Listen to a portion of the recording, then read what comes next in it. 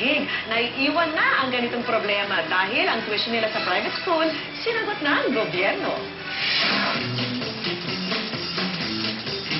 Lahat ng bagay ay may sukat at limitasyon.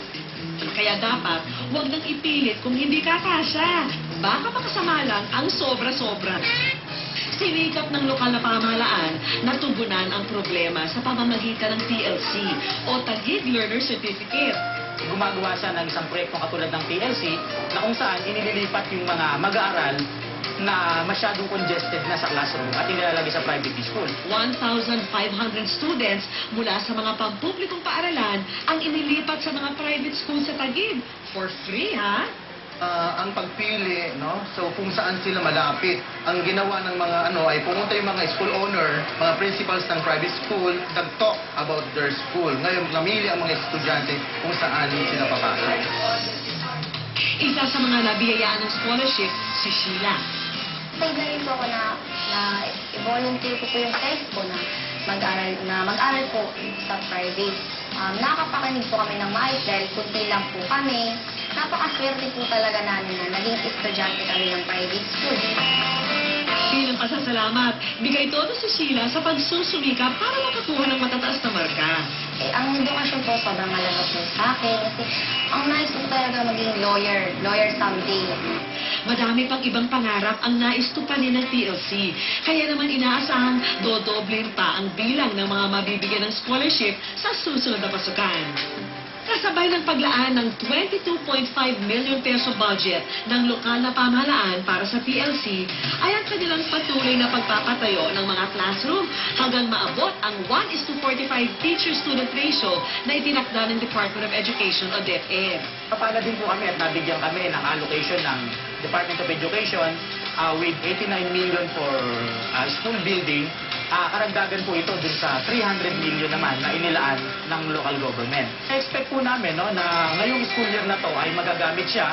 So, ito nga pong building na ginagawa sa paaralang ito ay magagamit na. Siya po ay karagdagan siyang na classroom. Sa kasalukuyan, bumaba na sa 80 ang average na bilang ng mga estudyante sa bawat classroom. Sa sabay-sabay na proyekto ng lokal na pamahalaan ng Taguig at ng DepEd, inaasahan malaki pa ang mababawas dito sa susunod na pasukan.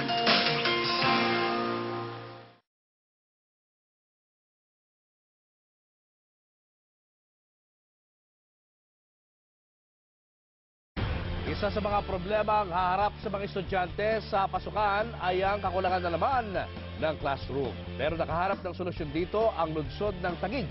Inililipat nila sa private school sa ilang mag-aaral. Magbabandila si Abner Mercado.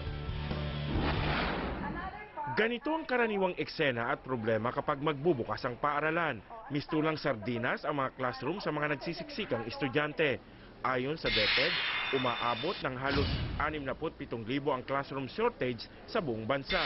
Nais matugunan ng lungsod ng Taguig ang problema, kaya inilunsad nila ang programang TLC o Taguig Learner Certificate. It's a one-two approach dun sa problema. On one hand, nagtatayo ng mga school building para sa karagdagang paaralan. On the other hand naman, ginawa niya yung TLC upang i-decongest yung napakalaking bilang ng mga mag-aaral sa isang paaralan sa pamamagitan ng paglilipat sa kanila sa private school. Sa ilalim ng programa, sinasagot ng Taguig City Government ang 10,000 piso para sa tuition ng mga estudyante. Dagdag pa rito ang 5,000 piso para sa gamit pang eskwela tulad ng uniforme at sapatos. Isa sa mga napasa ilalim sa programa ay si Lia Dilin. Dati raw ay hirap siyang matuto sa ingay at agawan sa kagamitan sa public high school.